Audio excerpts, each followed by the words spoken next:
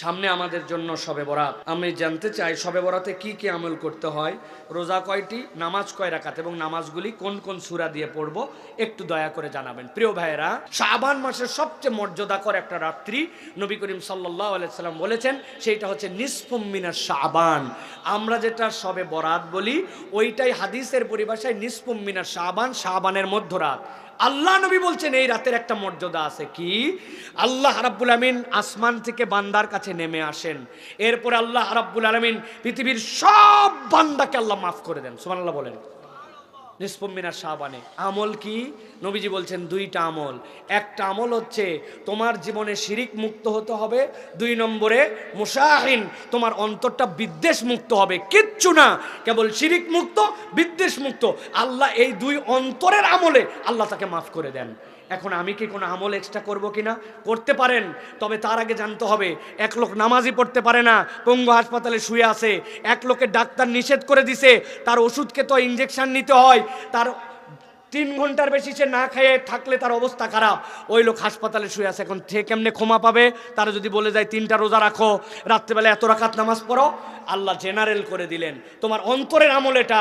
অসুস্থ, সুস্থ, আধা সুস্থ, অতিরিক্ত সুস্থ, কম সুস্থ, ভালো, আকেল, সকলে তোমরা শিরিক মুক্ত হও, আর তোমরা বিদ্বেষ মুক্ত অন্তর, উমুক ভাইয়ের প্রতি বিদ্বেষ তুমুকের এই মুক্ত করো, আল্লাহ জেনারেলি তোমাকে মাফ করে দিবেন। সুবহানাল্লাহ বলেন। এইটা শবে বরাতের মূল আমল।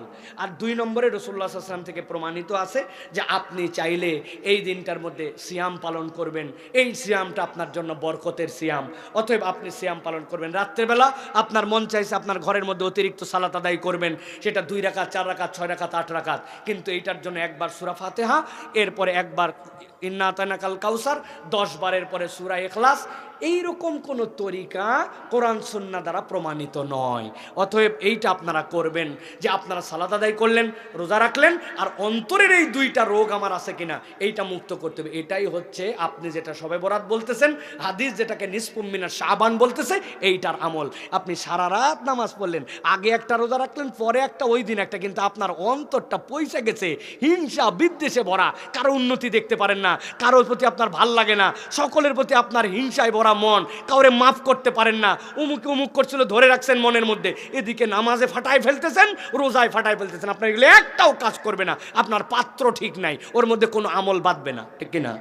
অতএব এই 2টা আমাদেরকে করার জন্য চেষ্টা করতে হবে। আল্লাহ আমাদেরকে বোঝার তৌফিক দান করেন।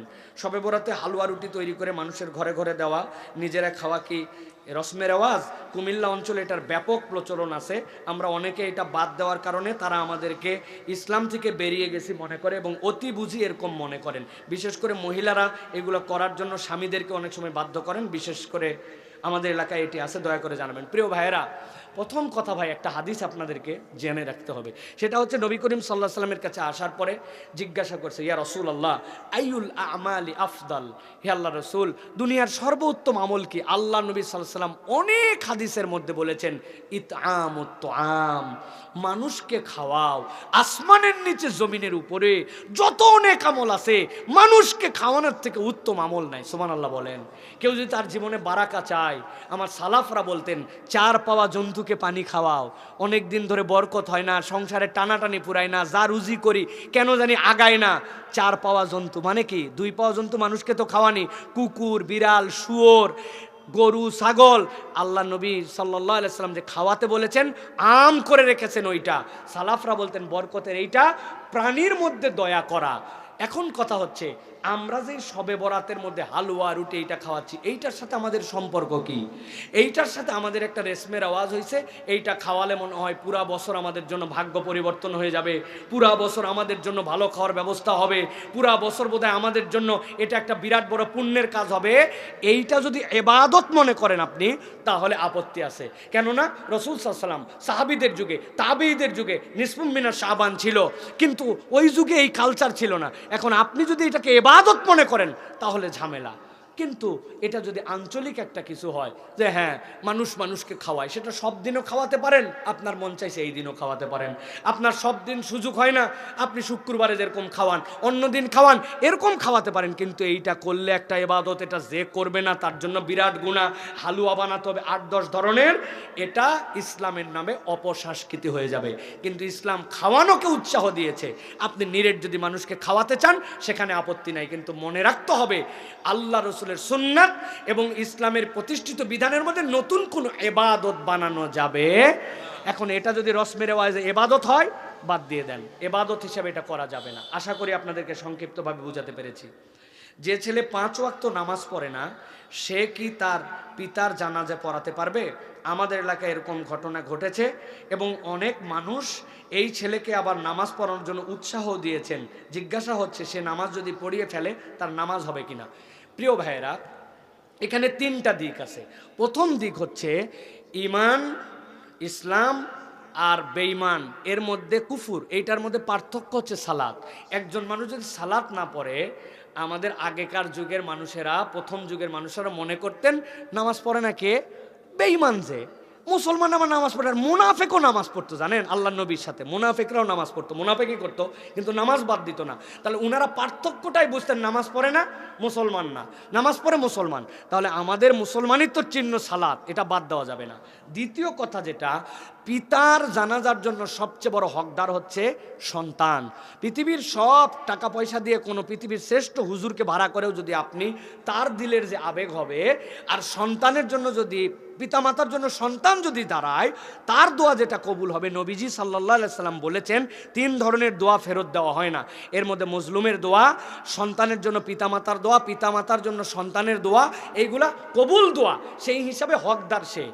তৃতীয় কথা হচ্ছে, যেই বেটা 5 ওয়াক্ত নামাজ পড়ে না, এই বেটা যদি জানাজার নামাজে দাঁড়ায়, তাহলে পিছনে যারা নামাজি মুসলমান তার বাপের জানাজায় গেছে, তাদের অবশ্যই কিছুটা আপত্তি আসবে, ঠিক না ভাই? তুমি 5 ওয়াক্ত নামাজ পড়ো না, তুমি বাবার জানাজা পড়তেছো, আমরা সকলে দোয়া করতে আসলাম, আমাদের তো দিলের কষ্ট আছে।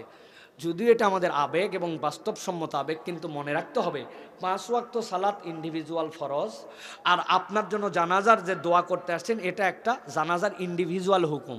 সেই হিসাবে কোনো ছেলে যদি তার বাপের পিছনে দাঁড়ায় যায়, আর পিছনে যদি সবাই নামাজিও পড়ে, তাহলে তার জানাজা হয়ে যাবে, এবং আল্লাহ চাইলে এই দিন থেকে আল্লাহ যেন তাকে হেদায়েত দেন, এইটা মনে রাখতে হবে।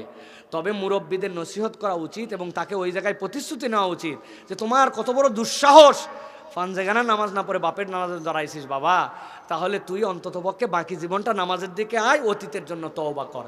কিন্তু এই লোক যে নামাজ পড়লে নামাজ হবে না, বিষয়টা এরকম নয়। আল্লাহ আমাদেরকে বোঝার তৌফিক দান করুন। সর্বশেষ জিজ্ঞাসা, সম্প্রতি একজন মাওলানা জামাতে ইসলামে যোগদান করেছেন, এটা আপনি কিভাবে দেখছেন? প্রিয় ভাইয়েরা, প্রথম কথা হচ্ছে যে আমরা রাজনীতির যে প্র্যাকটিক্যাল বাংলাদেশের প্ল্যাটফর্ম আছে, এগুলার কোনোটার সাথে সক্রিয় কর্মী, সক্রিয় যোগদান এইগুলা করে আমরা কোনো রাজনীতি করি না প্রিয় ভাইয়েরা।